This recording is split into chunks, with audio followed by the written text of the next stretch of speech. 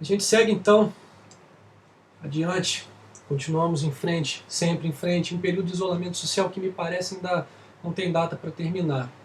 Há muitas especulações, também muita tentativa séria de entender e prever o comportamento da pandemia no nosso país, mas até aqui não vejo com clareza, pelo menos as informações que chegam para a gente, como e quando será o fim do isolamento social.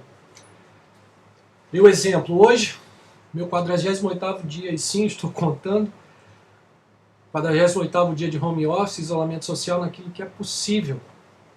Só saí para o mercado, no início quando não tinha o delivery com facilidade, muita gente pedindo o delivery demorando, fui à farmácia algumas vezes e estou levando a Ana nas suas sessões de quimioterapia.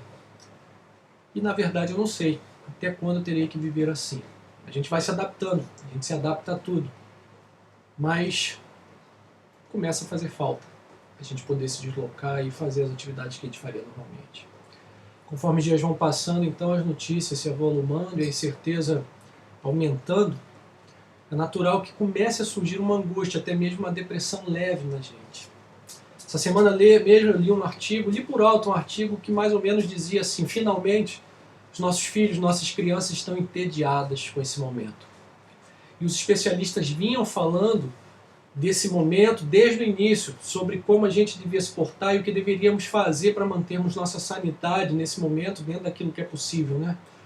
Fala-se muito em jogos, em famílias, em família, em lazer, juntos, em fazer a comida juntos, em se exercitar juntos, ver filmes juntos, ler juntos, enfim, muitas estratégias. E tudo isso é muito importante e útil para esse momento, mas será que é o suficiente?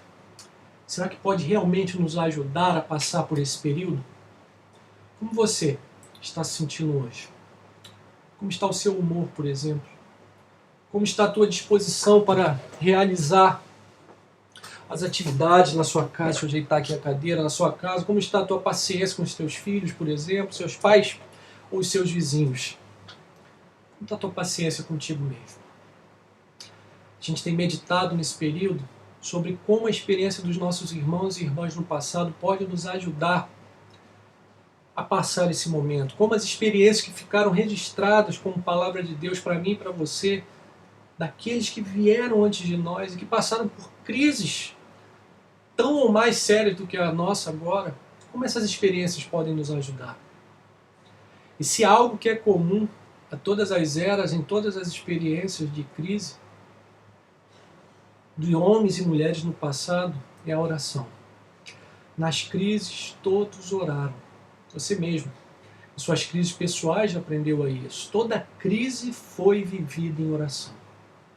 E certamente essa crise atual, que afeta todos nós simultaneamente, vai ser melhor vivida, experimentada da mesma forma, em oração. E assim, essa noite, eu gostaria de meditar com você, meu irmão, minha irmã, um pouco sobre o que as orações que Davi fez em seus dias de crise podem nos ensinar para os nossos dias de crise.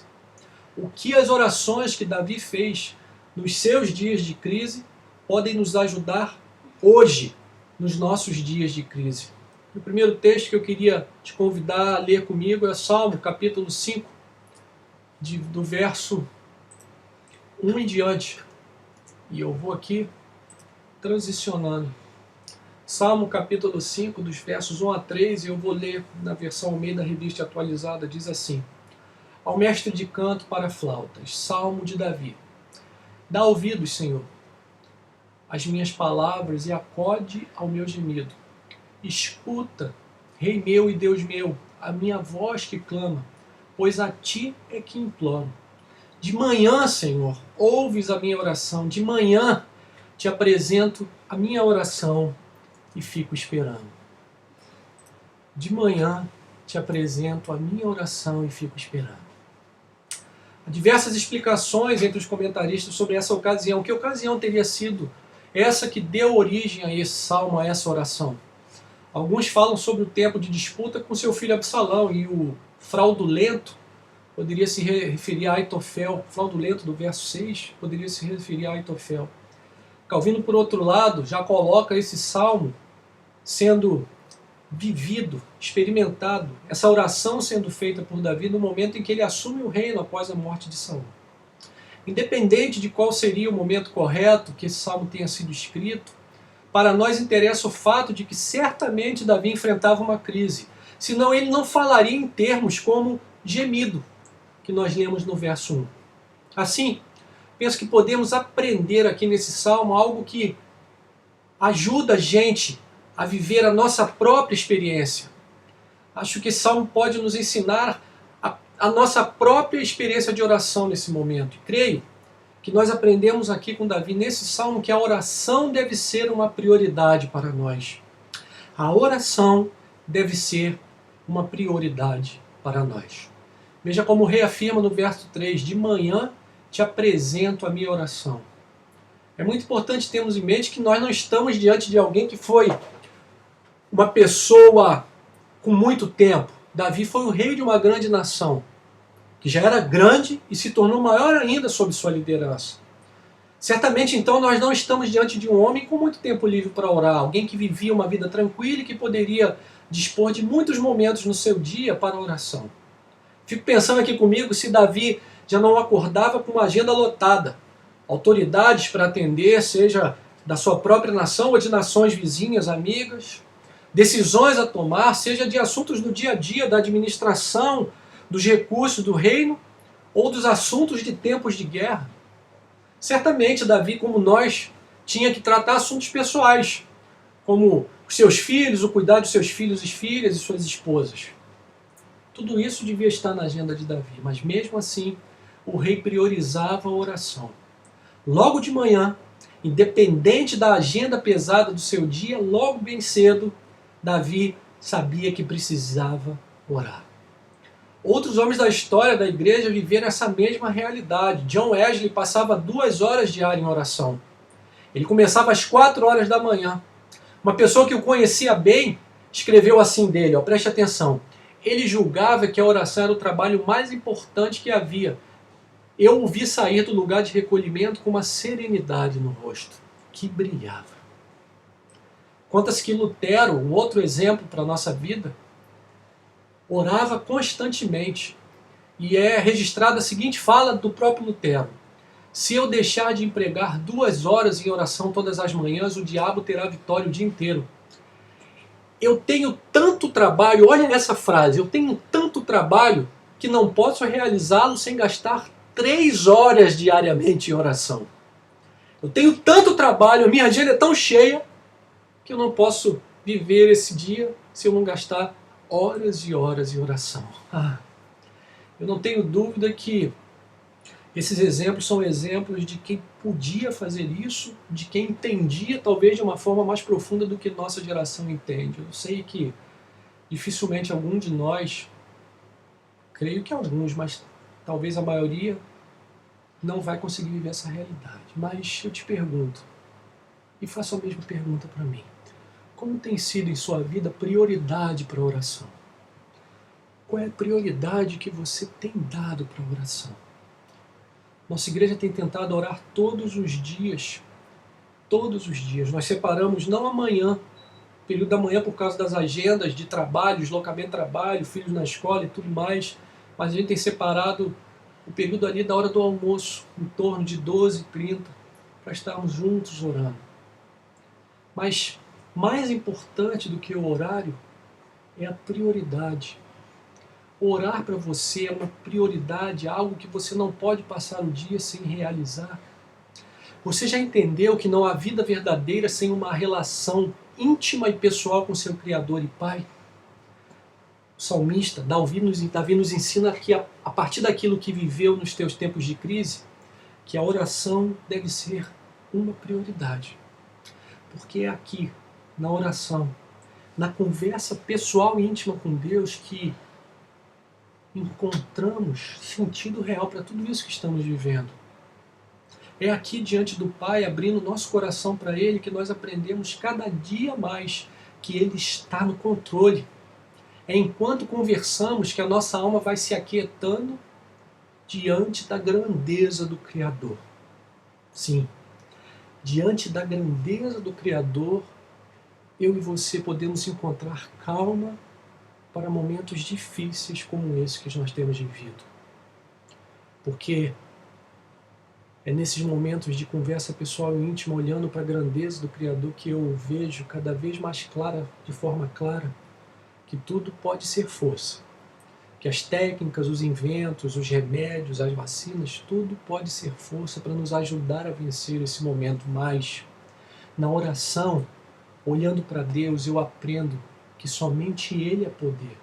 Porque é dele que vem todo o dom perfeito, toda a capacidade para produzir todas as outras coisas. No meio da luta, então, meu irmão, minha irmã, e do desânimo, priorize a oração. E vendo o Senhor em oração, veja como Ele vai transformar a sua realidade. Veja como Ele vai transformar a sua realidade. E aqui nós então passamos ao segundo texto, para meditarmos sobre a experiência de oração de Davi e aprendermos com ela para os nossos dias. Está ali no Salmo de número 30. Salmo de número 30, a partir do verso 8, que diz assim: Por ti, Senhor, clamei, ao Senhor implorei. Que proveito obterás no meu sangue quando baixo a cova? Louvar-te-á porventura o pó? Declarará ele a tua verdade? Ouve, Senhor, e tem compaixão de mim. Sê tu, Senhor, o meu auxílio. Converteste o meu pranto em folguedos. Tiraste o meu pano de saco e me cingiste de alegria, para que o meu espírito te cante louvores e não se cale. Senhor Deus meu, graças te darei para sempre. Eu quero ler de novo o verso 11 e 12. Converteste o meu pranto em folguedos. Tiraste o meu pano de saco e me cingiste de alegria, para que o meu espírito te cante louvores e não se cale. Senhor Deus meu, graças te darei para sempre. Aleluia! Senhor Deus meu, graças te darei para sempre. Nesse salmo vemos Davi orando após o Senhor ter lhe ouvido. E como ele mesmo diz, lhe curado. No verso 2 ele vai dizer isso. Certamente a luta não foi pequena. Davi diz que o Senhor fez subir sua alma do sepulcro, também no verso 2, e pergunta: que proveito haverá em meu sangue se eu descer a cova? Porventura o pó te louvará? Sim, a gente pode ver que se trata de uma oração feita após uma crise profunda, onde o rei viu a própria morte de perto. E qual foi a experiência dele no fim de tudo? O texto que nós acabamos de ler e que eu repeti: tu mudaste o meu lamento em folguedos. E a palavra folguedo, traduzida aí na área por folguedo, também pode ser traduzida como dança.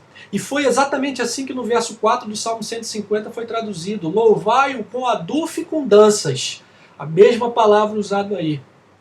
Ou seja, Davi está afirmando que a experiência dele com o Pai em oração transformou o seu pranto em danças. Do choro à alegria, da luta à vitória, do pano do saco de cinza, da depressão para o cinto da alegria. Aliás, é desse salmo mesmo, um texto tão querido para os nossos corações, apresentando outra transformação. Ali no verso 5 que diz: porque a tua ira dura só um momento, no seu favor está a vida. O choro pode durar uma noite, mas a alegria vem pela manhã. Aleluia! Assim, a segunda coisa que a gente aprende com a experiência de Davi é que a oração nos transforma. A oração transforma o que era dor em alegria. A oração transforma o que era luto em folguedo, em danças. Mas se a oração transforma, é porque nós começamos de uma maneira completamente diferente de como terminamos. E é esse o nosso caso. A gente está diante de um momento singular da história da nossa vida. Estamos, na verdade, escrevendo essa história. E essa história agora passa por um momento de pranto, de dificuldade, de dúvidas. Quem de nós não está sentindo dessa forma? Alguns mais, outros menos. Alguns mais expostos ao risco porque fazem parte dos chamados grupos de risco, outros menos expostos. Alguns mais expostos porque a consequência econômica é clara e direta. Muitos já perderam o emprego, outros não sabem como a continuidade do emprego se dará. Outros com algumas reservas menos expostos nesse momento. Mas todos nós estamos lutando com um momento difícil. E momentos difíceis não podem gerar em nós sentimentos falsos. Só podem gerar sentimentos difíceis. Na verdade, momentos difíceis não devem gerar em nós sentimentos diferentes desse. Tentar nos iludir criando uma máscara, uma fantasia, não nos ajudará. Provavelmente vai gerar mais luta no final das contas. E esse é um tempo de pranto. Calvino, comentando esse salmo, quero botar aqui o texto para que possamos ler. Calvino, comentando esse salmo, diz assim: Davi nos mostra que não era insensível ou obstinado sobre suas aflições, mas lamentava em peso e tristeza. E ele também mostra que seu próprio luto havia sido o meio de levá-lo a orar a Deus para aplacar a sua ira. Ambos os pontos são mais dignos de nossa observação para que não possamos supor que os santos sejam culpados de insensibilidade estoica, privando-os de todo prazer. Sim, não se engane quanto a esse momento. Não tente viver uma alegria fingida, isso não vai nos ajudar em nada. Veja, não estou afirmando que nós não possamos nos alegrar, não é isso. Nós devemos tentar sempre. Talvez alguns até consigam viver uma alegria no meio dessa dificuldade com mais facilidade, mas o meu receio é que seja feita uma tentativa para se alegrar fictícia, apenas para não parecer que somos fracos na fé. E disso eu e você precisamos nos proteger. Não desista. Experimente as lutas e as dores e os sentimentos que daí surgem, mas saiba, Deus está transformando tudo isso em dança. Pode ser que a gente não entenda como, nem veja quando, mas Ele está transformando. Siga em frente orando, sabendo que cada conversa, cada encontro com o Pai é mais um momento onde Ele está transformando o choro em alegria, o pranto em dança. Pode parecer uma tensão, e a gente não entende que é uma tensão. Deus está usando essa tensão, como ensinou o pastor Eugene Peterson, que também quero projetar aqui para que a gente possa ler. As tensões povoam a intimidade tanto no amor quanto na fé. Se a satisfação demora, o desejo torna-se amargo. Compete à oração perseverante e paciente manter o amor ardente e a fé fervorosa entre o momento em que se apaixona e a consumação do amor, a promessa e o cumprimento, isto é, entre os limites definidos na aliança. Sim, é uma tensão, mas nós devemos seguir em frente, crendo e experimentando, momento após momento, Deus transformando o lamento em dança.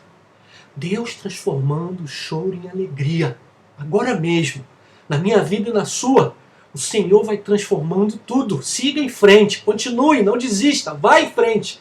Ele está transformando e Ele tem um propósito em tudo isso, o que nos leva então ao terceiro e último texto, no qual gostaria de extrair lições da vida de oração de Davi. Está ali no Salmo 142, no verso 7.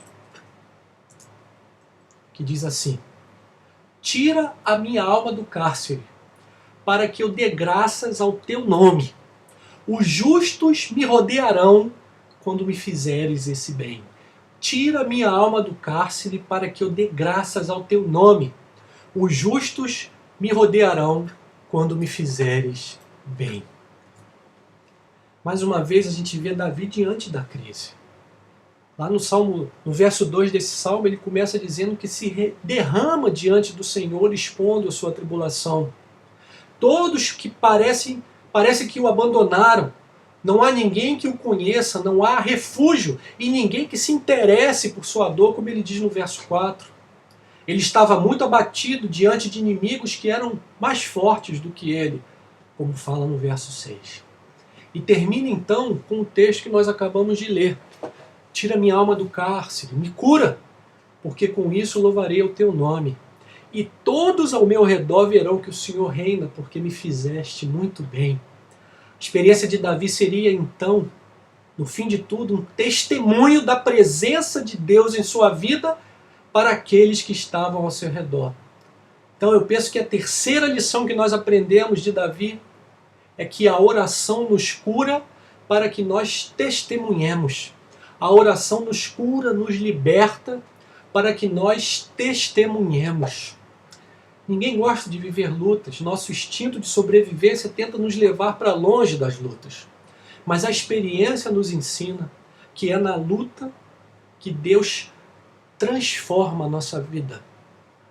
É com a luta que Deus nos torna mais fortes e mais parecidos com Jesus. Quem de nós que já passou por uma luta difícil, dolorida, não tem exatamente essa experiência de ter saído melhor, mais fortalecido? Pense aí, traga memória. Dificilmente alguém escolheria a luta para se tornar melhor. Se alguém me perguntasse lá atrás, você quer tomar um tombo de moto, quebrar tua clavícula, passar por uma cirurgia, passar 3 meses em casa para que você seja um homem melhor lá na frente? Eu responderia sem dúvida nenhuma, você é louco? Deus pode usar outras coisas para me transformar, não precisa disso tudo. Eu tenho certeza que nenhum de nós responderia assim para nenhum dos desafios mais difíceis que nós tivemos. Ninguém responderia assim. Mas no final, como eu disse, é a experiência que nos ensina que nós saímos melhor. No final, depois de 3 meses em casa, com muita dor para recuperar o movimento do braço, eu sei que eu saí melhor daquele acidente, sei que Deus fez algo maravilhoso ali, algo que talvez eu nem consiga entender completamente, mas me deu mais fé, me deu mais descanso nele, me ensinou a ser um homem menos ansioso, exatamente porque aconteceu aquilo. Eu não preferia que fosse assim, mas aprove ao meu Deus que assim fosse. Eu penso que esse período que nós estamos vivendo vai ser conhecido lá na frente, quando os livros começarem a ser escritos, quando os filmes começarem a ser produzidos, como um tempo em que o Senhor tratou sua igreja, a purificou e a transformou ainda mais no corpo do seu Filho, nos tornando mais ainda sal e luz no mundo. Então eu creio que de verdade, uma parcela da igreja será responsável por testemunhar às nações, às cidades, que o Senhor reina, que sua misericórdia não tem fim, que sua fidelidade é de geração em geração. Minha esperança é que eu e você, que nossa igreja, nossa comunidade, nossas casas, nossas famílias, que nós façamos parte dessa parcela da igreja que vai testemunhar da bondade de Deus nesse momento. Nós podemos não ver claramente agora. Pode ser que nosso momento ainda seja de choro e não de dança. Ainda temos um longo caminho pela frente, mas assim mesmo Deus está fazendo algo maravilhoso através da sua igreja. Suas promessas, suas obras são muito maiores, muito mais poderosas do que conseguimos ver claramente. Como ele mesmo disse, porque desde a antiguidade não se ouviu, nem com ouvidos se percebeu, nem com olhos se viu um Deus além de ti que opera a favor daquele que por ele espera, que Paulo então vai repetir Isaías lá na frente. Mas como está escrito, as coisas que olhos não viram, nem ouvidos ouviram, nem penetraram o coração do homem, são as que Deus preparou para os que o amam. Aleluia! As coisas que não estão escritas, que olhos não viram, que ouvidos não viram, são as que Deus preparou para os que o amam. Sim, eu e você podemos não ver claramente agora, podemos não ouvir completamente, na verdade pode ser que eu não veja nada e não ouça nada agora, absolutamente nada, mas Ele está trabalhando, Deus está trabalhando. Então, sigamos em frente, sabendo que todas as coisas contribuem para o bem daqueles que amam a Deus, daqueles que são chamados segundo o seu propósito. Veja que Paulo diz nesse texto de Romanos capítulo 8, não é uma, não são duas, não são centenas ou milhares de coisas, mas todas as coisas estão sendo usadas por Deus agora para o nosso bem. Assim como Deus usou o meu acidente de moto lá atrás. Algumas coisas eu percebo agora, outras eu não percebo, mas eu sei que Ele transformou. Deus está usando agora esse momento difícil de pandemia para trabalhar a minha vida e a sua. Todas as coisas colaboram para o nosso bem. Ele está transformando a sua igreja, Ele está purificando a sua igreja, Ele está purificando as nossas vidas. A partir das nossas vidas e das nossas casas, Deus está purificando a sua igreja. Aleluia! Então sigamos em frente, firmes, porque bem-aventurado o homem que suporta a provação, porque depois de aprovado, como diz Tiago no capítulo 1 de sua carta, receberá a coroa da vida que o Senhor prometeu aos que o amam. Aleluia! Então, amanhã nossa voz será ouvida claramente. Amanhã nossos cânticos serão poderosos como nunca antes foram. Amanhã nossa alegria será usada para Deus levar o seu nome para todos os que estiverem ao nosso redor. Todos verão, todos ouvirão que o Senhor reina, que Ele reina hoje e sempre. Aleluia, aleluia. A oração nos cura, a oração nos liberta para que nós testemunhemos. Então, vamos aprender com Davi que essa cura que virá, do qual nós testemunharemos lá no final, será usada por Deus para que possamos dar testemunho do seu santo nome. Para isso, eu e você fomos chamados. Para isso, eu e você fomos chamados a viver esses dias. Exatamente esses dias. Saiba, se você ainda não sabe, você foi vocacionado por Deus, você foi vocacionada por Deus para viver os dias da pandemia do coronavírus no ano de 2020, da história da humanidade. E não foi à toa. Foi para que Deus trabalhasse a tua vida, a vida da tua casa, de forma que no final, creio que durante, o teu testemunho seja usado por Ele para engrandecer o seu santo nome, para revelar a grandeza, a beleza e a majestade do Criador do universo a todos aqueles que estão ao nosso redor. Amém? Concluindo então, meu irmão, minha irmã, amigos e amigas, que possamos hoje, no meio da pandemia, aprender com as orações de Davi, com as orações que Davi fez nos momentos de crises de sua vida. Que possamos, como ele, fazer da oração uma prioridade. Você já tem orado conosco todos os dias? Se sim, siga em frente. Em torno de 12h30, na hora do almoço, a gente separa um momentinho para orarmos, para buscarmos a face do nosso Deus. Se você ainda não começou a orar, faça isso. Junte-se a nós todos os dias em nossas casas. Que possamos aprender que a oração nos transforma. Hoje mesmo Deus está te transformando. Hoje mesmo. Agora estamos vivendo a luta, o luto. E não devemos nos envergonhar das nossas dores, mas amanhã Ele fará do lamento uma dança, do choro a alegria. E nessa transformação, no fim de tudo, daremos testemunhos poderosos do que Deus foi, é e será conosco todos os dias. Que Ele nos guardou, nos guarda e nos guardará, na pandemia ou fora dela, todos os dias.